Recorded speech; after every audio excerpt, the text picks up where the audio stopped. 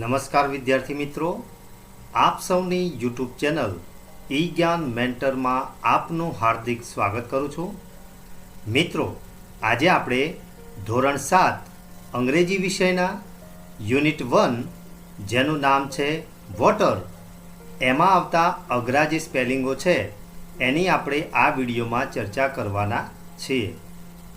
Video શરૂ કરતા પહેલાં જો તમે ચેનલ પર નવા હો તો ચેનલને સબસ્ક્રાઈબ કરજો અને બાજુમાં રહેલ બેલ આઇકનને પ્રેસ કરજો કે જેથી કરીને મારા નવા આવનારા વિડીયોનું નોટિફિકેશન આપના સુધી પહોંચતું રહે. તો જોઈએ મિત્રો આજનો વિડીયો. અહીંયા વિદ્યાર્થી મિત્રો, આપણને અગાઉ આપણે જે એક્ટિવિટીઓની ચર્ચા કરી છે એમાં આવતા જે અઘરા શબ્દો છે એ અહીંયા આપણને ગ્લોસરી સ્વરૂપે આપવામાં આવેલા છે. તો અહીંયા સૌથી પહેલો શબ્દ આપેલો છે નોક, એટલે કે ખટખટાવાનો અવાજ. અંડરગ્રાઉન્ડ એટલે ભૂગર્ભ. કન્ઝર્વેશન એટલે સંરક્ષણ.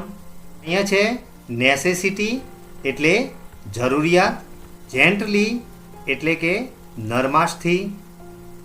પ્લેન્ટી ઓફ એટલે પુષ્કળ. ઇગ્નોર્ડ એટલે અવગણના કરવી.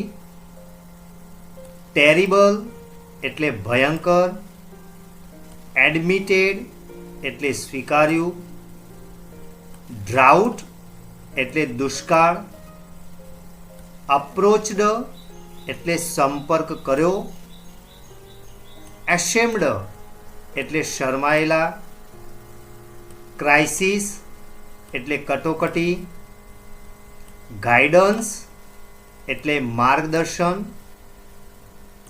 ટુ હાર્વેસ્ટ રેઇન વોટર એટલે કે વરસાદી પાણીનો સંગ્રહ કરવો. કન્વર્ટેડ એટલે રૂપાંતર કર્યું. અહીંયા વિદ્યાર્થી મિત્રો, કન્વર્ટેડ જે શબ્દ છે એ કન્વર્ટનું ભૂતકાળનું રૂપ આપેલું છે, એટલે એનો મતલબ થશે રૂપાંતર કર્યું. મેટામોર્ફોસિસ એટલે કે રૂપાંતરણ.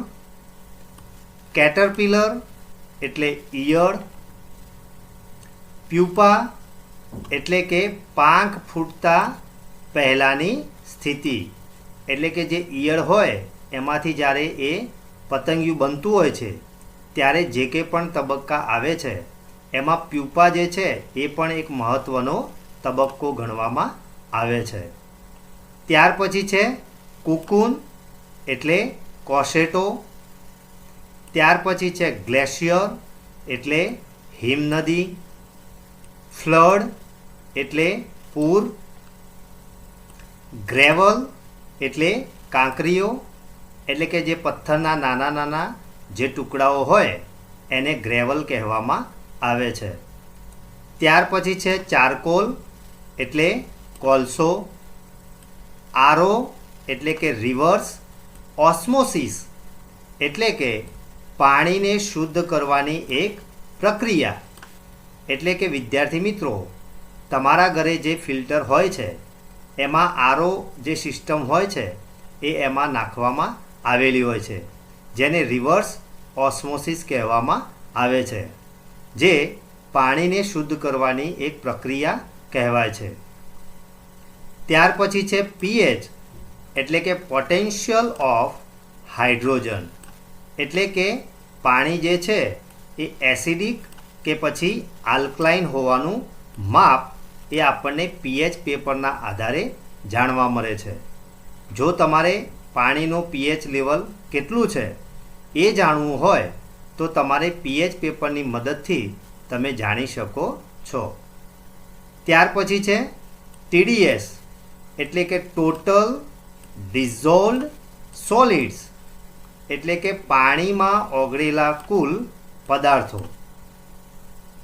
વિદ્યાર્થી મિત્રો, પાણી જે છે એ પીવાલાયક છે કે પછી નથી એ આપણે ટીડીએસ પરથી નક્કી કરી શકીએ છીએ. અને છેલ્લો શબ્દ છે બેન્ડ, એટલે કે પ્રતિબંધિત, એટલે કે જે વસ્તુ પર પ્રતિબંધ લાદવામાં આવેલો હોય એના માટે બેન્ડ શબ્દ વપરાય છે.